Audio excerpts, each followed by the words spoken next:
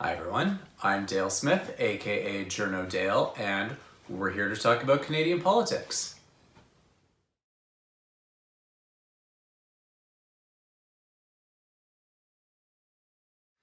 It is time to check in with our curious American, TJ. She's got some questions for us. Go ahead. Hi, Dale. Thank you again for indulging the curiosity. So south of the border right now, we have a lot of interesting, relatively old procedure coming into light with the impeachment stuff moving through the House and the Senate. And it got me thinking a bit about the origins of some of the practices of the Canadian government day, even in the structure. Yeah. Mainly question period. And what it really is for, why we have it here, and have at it. Okay, so part of why question period is an intrinsic part of Canadian and British politics, or Westminster in general, is because our system fuses the executive and the legislative bodies. So because the legislature, or the House of Commons in particular, holds the executive, meaning the Prime Minister and Cabinet, to account, that means that they have the ability to directly hold them to account on a daily basis. And they do that through question period. Did it emerge after the fusion of the legislation and the executive was established in Westminster, or has it always been built in? Do we know? But it's an interesting check, I guess, and balance. Yeah, the development of it, at least in Canada, is that we've always had a capacity for oral questions to be asked, and I think the first recorded one was 3 weeks into the new Confederation Parliament, but that was a question asked to a committee chair, which question period still can do to this day, but it's a more rare practice to do that than it is to ask questions of the government. There were always oral questions kind of being asked as part of the daily order of business, but it wasn't a formalized process until about 1964. That was when it was first, they tried to make a formalized standing order around it. But question period, as we understand it today, didn't really emerge until 1975. Followed shortly by the introduction of TV in 1977, and that's really shaped how it's done today. Oh. Not only in Ottawa in the federal parliament, but also in the provinces. Oh, there's question period in the provinces too. There is. That is interesting. And what about in the Senate? There is their own question period as well. Excellent. But it's slightly different because in the Senate, there isn't generally the Prime Minister or Cabinet there. So what tended to happen is, because the leader of the government in the Senate has traditionally been a cabinet minister, so he or she would be furnished with briefing materials, and then senators could ask them any question under the sun. And they would have basically a binder full of note cards by which they could try and provide an answer with, or would say, let me check in on that and I'll get back to you. And normally a few days later they would, have some kind of a written response that they would table for senators. That's changed a little bit right now because there is no longer a cabinet post for leader of the government. This being part of the Trudeau changes there, and they've adopted a practice over the last parliament of inviting a cabinet minister in once a week to answer questions in that particular minister's portfolio. Oh, and that seems like it might be more useful, the speciality of the background, but that also seems like it could kind of create an atmosphere of a bit what's happening in the House, where you have kind of recited lines and sound bites and sort of the repetition of the same thing again 30 seconds later, just in French, to make sure you have that for TV too. And it hasn't been quite that much in the Senate, partially because the Senate's rules around question period are a little looser. In the House, it's 35 seconds to ask, 35 seconds to answer. And there's a whole development around how that was chosen. But without that kind of 35 second in the Senate, it's allowed for longer and more thoughtful questions, and usually longer and more thoughtful answers. But it also depends on the minister themselves. Some of them are good and can speak extemporaneously. Some of them are not good and fall back on talking points. And then there are others by whom their answers will start to meander around without that clock kind of keeping them in check. So it's a little looser and a little freer form, and it's an interesting exercise in that regard because it's not quite so choreographed as House of Commons question period. That's a great word, actually, for some of the atmospheres that I've seen in the House of Commons question period is choreographed.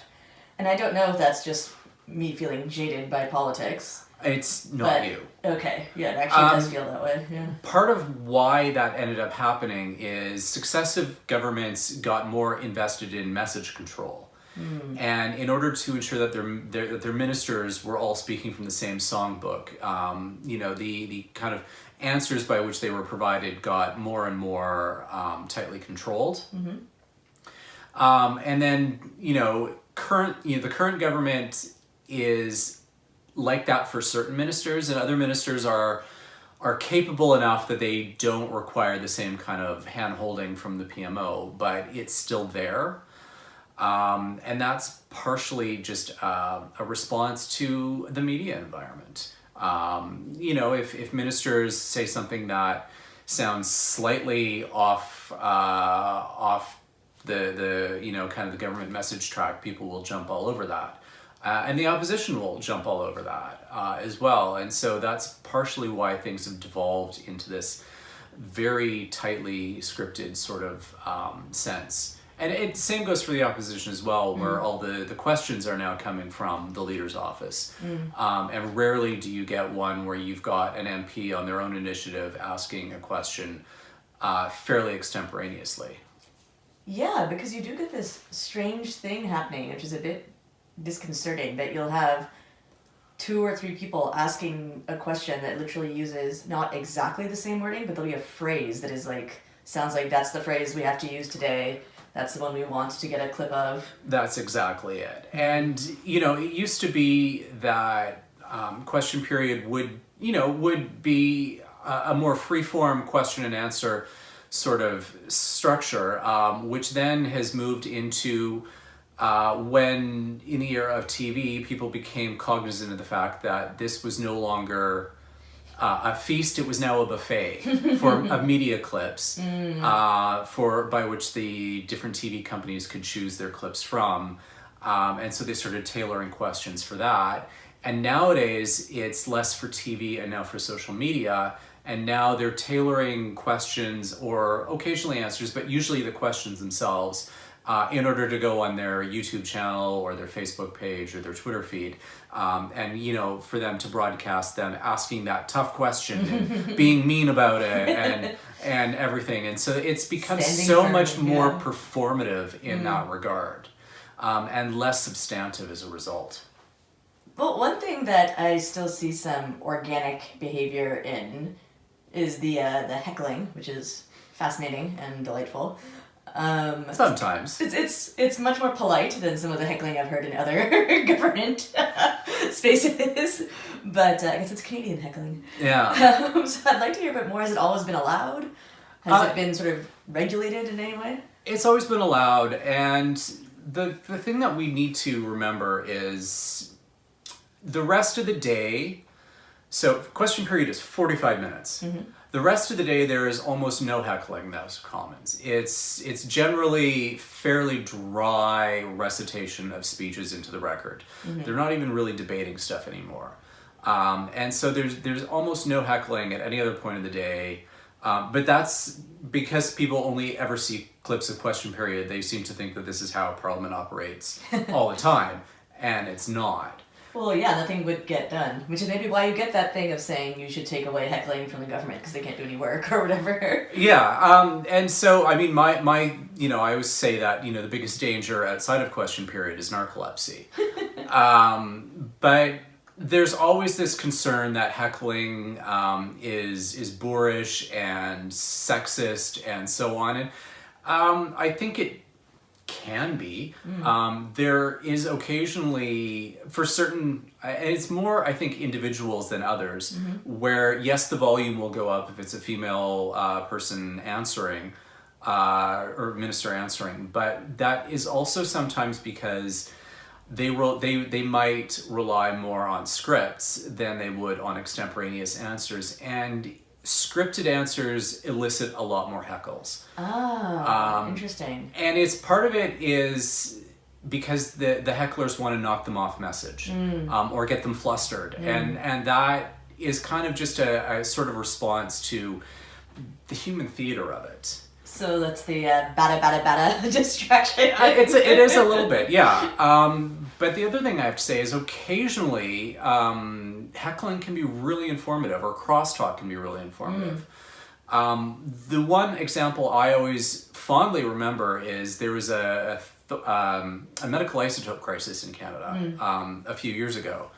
And it was the Conservative government at the time, and the minister, health minister, stood up and started reading a talking point about, well, we have, I think it was thallium available, and one of the Liberals who was sitting right below me, who was a medical doctor, was booming out, "They stopped using that for a reason." And it was good for me that I could, observe this crosstalk and kind of get that back and forth in terms of, I wouldn't have known to look up that they stopped using this other isotope for a reason if I hadn't had, an MP who was a doctor right below me bellowing that out. So it has its uses sometimes, but there are other times by which it is unclever, jeering, hooting baboons that are just, making noise for the sake of making noise. So you can definitely hear the occasional forced group laugh. Yes. From one side or the other. You're Yes. like, okay, we have to laugh at this loudly right now. Yeah, and that's But part I of found it it interesting too as well. I do think it's informative. And it's interesting to watch as like a social experiment almost, who the leaders are of the kind of, even just like a person-to-person type of thing. Because you'll see someone is not paying attention, obviously not listening, because their whole party will stand up and like protest something or heckle something, and then they have to look around and say, oh right, yeah, boo! And I think that's interesting as well. Yeah, and these are the things that you see when you're there in person, Exactly, yeah. and not you wouldn't see these things on TV, which they MPs have decided they only want tight shots and not wide shots for their own kind of reasons. But that's one of the reasons I make sure to go there every day, is so that I'm getting the full picture. Yeah. Because you're not getting it when you're just watching what's on TV. Well, you just reminded me, I remember you explained to me, because I was asking why these two particular MPs kept moving back and forth. And you were saying it's so that they can cheer for each other in the background of their shots, which is because otherwise the seat would be empty next to them. Yeah, and Fridays are particularly egregious for this when the House is far emptier than it would be on another day. And so what you'll find is that they have someone coordinating MPs to go around and fill the shot behind whoever's asking Oscar the seat question. fillers, amazing. So that it looks like there are more MPs there than there really are. And you do attendance actually, don't you? When you go, like you count. Only on Fridays. Oh, okay. So I guess that's an interesting insight actually. And then the Prime Minister has to do question period. That's my kind of last question. Is this like an obligation of the office, or is it a sort of a normalized thing? It's more of a normalized thing. What tends to happen is the way question period is structured is the first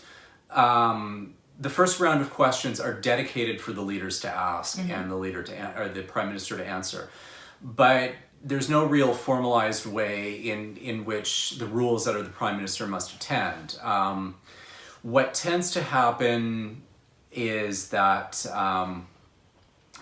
Trudeau's tendency has been to attend on Mondays to Wednesdays.